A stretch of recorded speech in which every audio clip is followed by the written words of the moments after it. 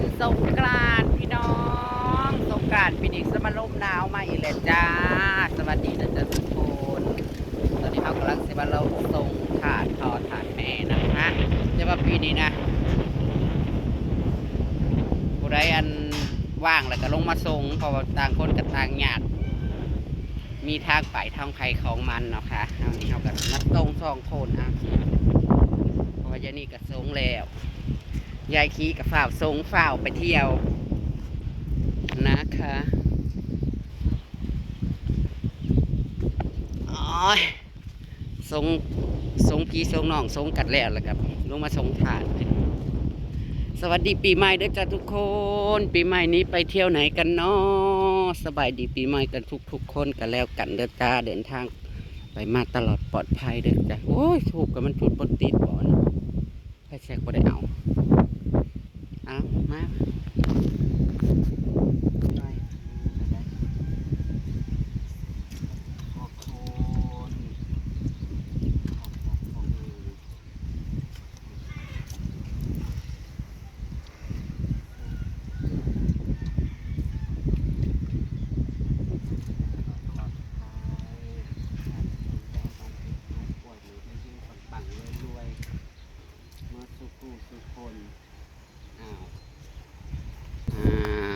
ขอบุญขอคุณหน่อยค่ะลูกหลานจงอยู่ดีมีแหงโศกมานหายเจ็บหายไข้ลดลงเหือตลอดปลอดภัยทำมาค้าขายเจริญลูกหลานนี่อยู่ดีมีแหงบสุขุสุคนเซตนี่แล้วเราก็น่าจะไปบ้านอำมาลาไปเลยพี่น้องแต่ว่าสิพากันเล่นน้ำมันสิเล่นได้เพราะพวกนี้ล้มนะพวกนี้เพราะว่าเมื่อวานในฝนตกพี่น้องต้องประจุดกระยาถูกก็ได้มันบ่มีไฟแสกลงมาเดี๋ยวมันจะลงมาปิดล้มวงเบิ่งแหนบัดสงกรานต์ค่ะหรือว่าตอนเช้าฮัสซิคีโรดลงกงพนังก่อนบ่เธอเอาลงไปเบิ่งเคยลงไปถ่ายคลิปว่าเขาเจ้าจัดงานอยู่บ่กงพนังเขาว่าเขาจัดงานมีอาหารขายเพราะว่าตอนเที่ยงผลมีเอื้อยเพิ่นว่าให้ไปกินหมูหันหมูปิ้นอยู่ร้านสวรรค์เลยเพิ่นเลี้ยงสงกรานต์มาจะได้ก็ขอบใจเอื้อยเพิ่นหลายเด้อสงกรานต์ปีนี้ก็บ่ได้ไปเที่ยวไซเซียวเซยดอกจ้าก็สิส่วนหมู่ส่วนคู่ไปเอ็ดสงเจ้าวัดก็โอ้อยากเดินทางเราอีพี่น้องเดินทางไปไกลเส้นทางง่ายย่านรถล่าหลายเจซีนี่เป็นแห้งว่าบ่อยากให้เดินทางอยู่ช่วงสงกรานต์บ่อยากให้เดินทางไกลหลังสงกรานต์พอละจังสิลงไปทรงแม่ย่าก็ได้บ่ต้องออกไปไซจ้าฝนตกมาใส่พี่น้องวานข่าวหมู่บ้านฝนตกมาใส่ถึงอ้าวแล้วค่ะข่าวซ้ำสิออกพี่น้องว่าเอาคือวานเร็วเทปเลยมันหน้าเบิกใหม่มันขันร้อยฝนตกมาหลายยันมันน้ำค้างลายยันรถเขาลงบ่ได้พี่น้องก็ใส่เข่างั้นเนาะเข่างั้นกวานเร็ว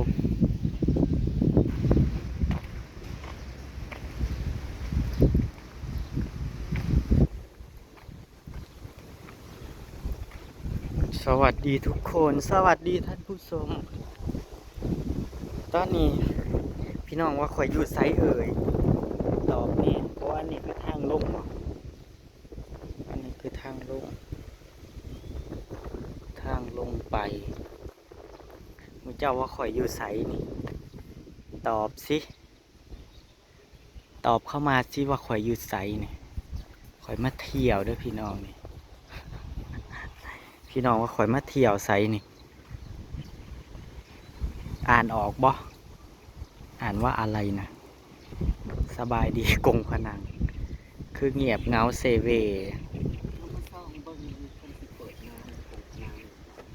เงียบเงาเซเวอยู่พาพี่น้องมาเบิ่งสร้างใหญ่นะจ๊ะบ่มีผู้มีคนเลยพี่น้องฝนตกกะแห้งอยู่เด้เมื่อคืนนี่แถวนี้กะน้ำหงน้ำอังอยู่พี่น้องแต่มือนี้ล้มนะพี่น้อง ลมแห้งแห้งแต่เศร้าพุ่นดูปั่นสร้างพี่น้องช้างตัวใหญ่ไม่มีคู่มีคนเลยมันบ่ได้ตื่นเต้นอหยังเลยพี่น้องรู้สึกว่าได้คนขายสิ่งขายของกับบ่มากับมาย่อมมาแย่มพี่น้องเฮ้ออยากหัวดิ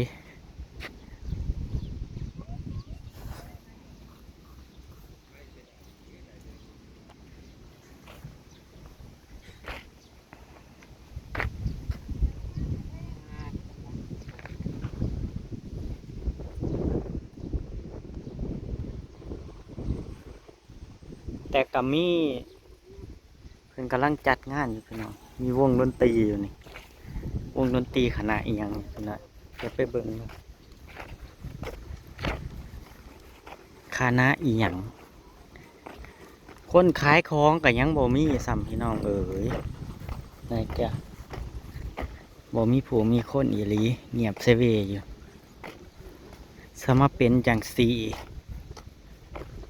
วัยรุ่นก็ไปไซเบิร์ดพี่น้องฝนห้ามเมื่อคืนหรือว่าเขาเสพเมื่อคืนนี่บอกพี่น้องหารขายของผึ่งมานี่หนึ่งหารสองหารสามหารเองพี่น้องหรือว่าเขาเสพเมื่อคืนนี่วะ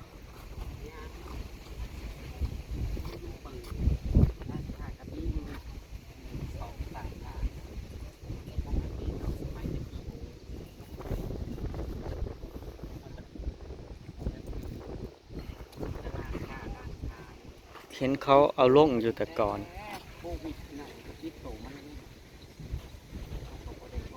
ร้านอาหารก็ยังบ่เปิดพี่น้อง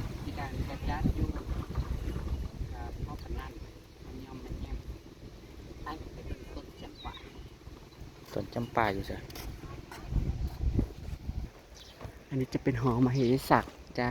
หอเจ้าปูกบพนังพี่น้องเลย50 พาแล้วมาเบิ่งต้นจำปาในโขดหินนี่แหละพี่น้องตะกี้นะเฮ้ยคันมาเล่นสงกรานต์แล้วก็ลงไปเล่นน้ำพี่น้องตะกี้ยังน้อยบริยานตะกี้มันสิแปะนะเนี่ยมันหกมันรกรุงรังแล้วนี่มันสิเป็นโขดหินหลาย อันนี้มีความเล่ากันว่าโขดหินใหญ่ตัวนี้สิเป็นยักษ์ว่าสัตว์เอ้าเฮ้ยต้นไม้ตัวนี้มันคือฮักเลยมันก็หลายปีแล้วเนาะไปเดินก่อนเอ้าคือบ่มาโอ้ยต้นไม้ต้นนี้ฮักโคลนแต่ทางบ้านน้องบัวน้องแดงฝนตกแห้งพี่น้องเอ้ยฝนตกแห้งนี่เพิ่นว่าก้อนหินก้อนนี้สิเป็นยักษ์ว่าสัตว์ยักษ์สียักษ์สาถึกสินไซขานะคะนี่ก็จะเป็นต้นจำป่าพี่น้องต้นจำป่าต้นดอกไม้ประจำศาสตร์ลาวเด้ออันนี้เด้อจ้าภาษาลาวคนลาวเอิ้นดอกจำป่านะคะคนไทยเอิ้นอีหยังคะดอกอีหยังดอกลีลาวดีบ่คะเกิดในโขดหินนะคะไม่ได้ปลูกนะคะเกิดเองเด้อจ้าพี่น้องส่วนมากต้นจำปาเนี่ยเกิดเองเนาะแถวประเทศลาวแถวประมาแถวคือแถววัดภูเนาะเนี่ยแถวปราสาทหินอันอย่างก็เพื่อนหินนี่ก็สิมีต้นจำปาใหญ่เดียวนี่มองนี้มี4 ต้นสิเกิดเป็นจำปาต้นหนึ่งขึ้นอุ้ยได้หลายๆลงนี่เธอเห็นบ่หัวเหือนะเสมออยู่อันนั้นเหือนะเหือนั่นเสมออยู่นะเหือขั้นแมนว่าลงไปห้ามเบิ้งนะพระเจ้าเขียนไว้อยู่เอียงใส่ละหัวแขนนี่หัวแขนนี่อันนี้นะหัวแขนหัวเหือได้นะพี่น้องเสมโอ้ยโทษที่ว่าเป็นเสมออยู่นะอันนั้นคือเรือค่ะ อันนี้คือหัวจระเข้นี่ตัวนี้เอาเฮือได้อันนั้นนะแถวนี้ที่เป็นถ้ำแต่ว่ามันขี้ดินอันนั้นมันแล้วพี่น้องตะกี้ห้าวยางลงวางนั่นเลยห้าวยางหลอดถ้ำออกไปหันถ้ำไร้ชื่อไร้นั่นจะเขาจะสิเขียนซื้อไว้ลงไปเล่นน้ำเมื่อก่อนในเล่นแถววางนั่นแหละนะมองเฮือเสงบเลยก็ออกไปวางผมคนเล่นแซวแต่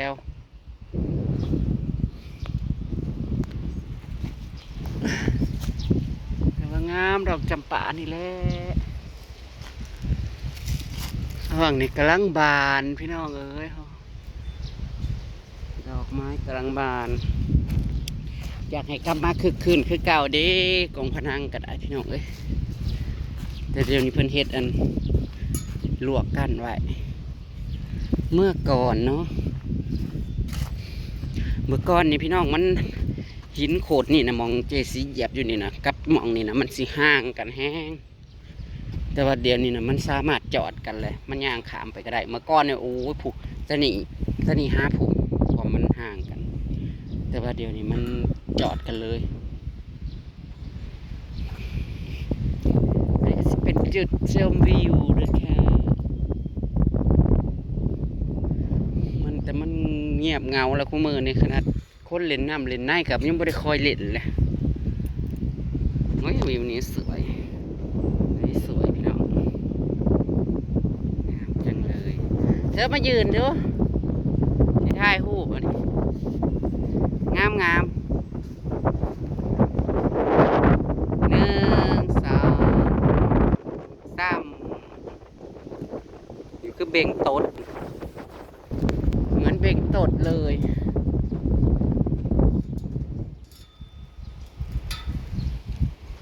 สิเฮ็ดจังใดจังสิกลับมาคือคืนคือเก่าเขาเจ้าว่าเล่น3 มื้อ 3 คืนเมื่อก่อนนี่แต่ว่าบ่ได้ว่า3 มื้อ 3 คืน7 มื้อ 7 คืนเมื่อก่อนนี่นะเล่นนะบ่ฮู้คือกันมันเงียบตั้งแต่ค่าโควิดแล้วก็เงียบเลยนี่ฝั่งไทยจะมองนี่ดอนจ้ะอันนี้ดอนอันนี้คือเกาะคือดอนเลยจ้ะเจ้าสิงืดยังนี่มันเกิดอยู่ในหินนี่แหน่ตัวนี้ก็ยังเกิดได้ดอกงามจำปาบานเฮืออะไรนี่น้องพี่น้องเลยเขียนมีคนมาเขียนให้แต่ข้าเจ้าว่าสิเปิดงานสิมีมาฟ้อนวันนาคดีนะวันที่14มื้ออื่นเฮ้ยฮะจะไปลงมาใหม่บ่มื้อนี้ยังบ่ทันได้เปิดโอ้ยสมัยกี่พี่น้องเนาะพี่ร้านขายเครื่องกันจนสุดผมวงดนตรีแท้นี่ตะกี้นะเธอตั้งแต่ประมาณสั้น8 ปี 9 ปีเขาเจ้าเริ่มมันจัดงานอยู่ในกองพนังนี่นะ8 ปี 9 ปีนั่นสมัยตะกี้นะหินนี่มันห่างกันกับหินตัวนี้นะโอ้ยจักสิว่าแต่บักไก่นึงนั่นแหละยับเข้ามาจนจู๋ว่ะนี่นะหินก่อนใหญ่ๆนี่นะมันคือยับเข้ามาได้อีกนะอันนี้คือยักษ์เลยนี่ยักษ์สียักษ์สามันบ่ได้ลงข้างลมพี่น้องเอ้ยมันเป็นถ้ำมัดฉาคอยแม่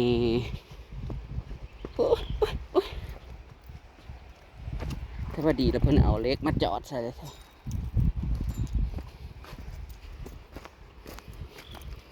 ก็จอดฮอตแต่วางนี่จ้ะ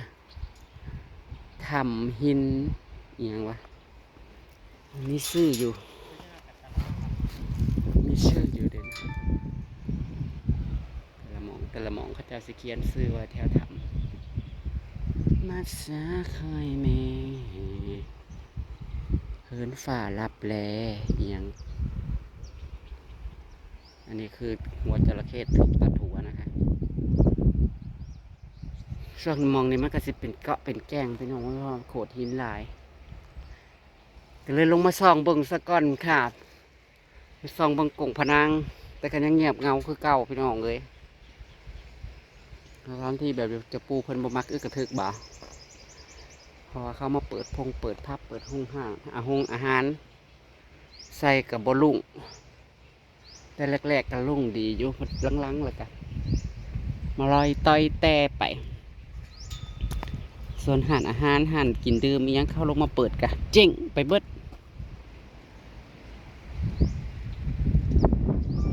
ปิ้งนอง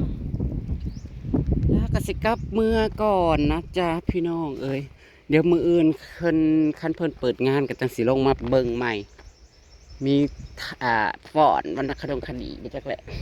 แต่วงดนตรีกะย่านแต่บ่มีคนลงมาคนในบ้านเจซีนแหละเข้ามาประมูลของเสียลุยถ่ายจะถ่ายจักสิว่าจักแต่จักปีเลยพี่น้องไอ้ต้นจำปานี่นะเจซีเกิดมากกันใช่ว่าตั้งแต่เขาจัดงานตั้งแต่7-8 ปีก็เห็นเลยต้นจำปานี่นะ ปลาสลาม ยืนยาวอลี อันนั้นคือปลาโลมา ฮะ ปลาโลมา อุ้ยอะไร คือหัว ซะ อายุคันไทยปลาน้ำเกี่ยวมาว่า ดีดิวัดหมองมาบวชหลานตอนมาบุญช่วยนะพี่น้องครับมาบวชในวัดนี่แหละวัดพระใหญ่นี่แหละที่จริงนะขามไปนี้บ้านนะใกล้ๆนึงนัดพุทธสวรรค์ก็คืนหันแต่อันนี้เพิ่นบ่ให้ขามเมื่อก่อนก็ขามแต่กงพนังนี่ไปบ้านบุญช่วยนี่แต่เดี๋ยวนี้ฝั่งไทยเขาไม่ให้ข้ามค่ะฝั่งลาวนี่พอได้อยู่ใช่มึงรักดักป่าข้าเจ้าได้พี่น้อง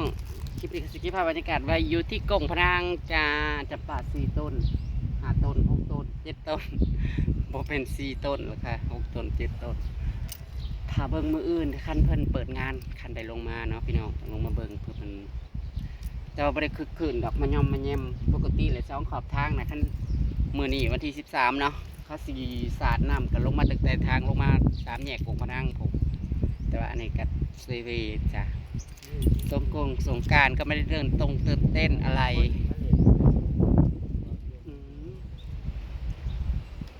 ตะกี้เนาะครับสงกรานต์ปีนี้พัดลมหนาวมาอีกแล้วพี่น้องโอเคพี่น้องติดตามคลิปหน้าสวยๆ50ไปกินหมูปิ้นนี่เอื่อยเพิ่นใจดีเพิ่นเลี้ยงอยู่ร้านสาวันสาแสงอีกเนาะพี่น้อง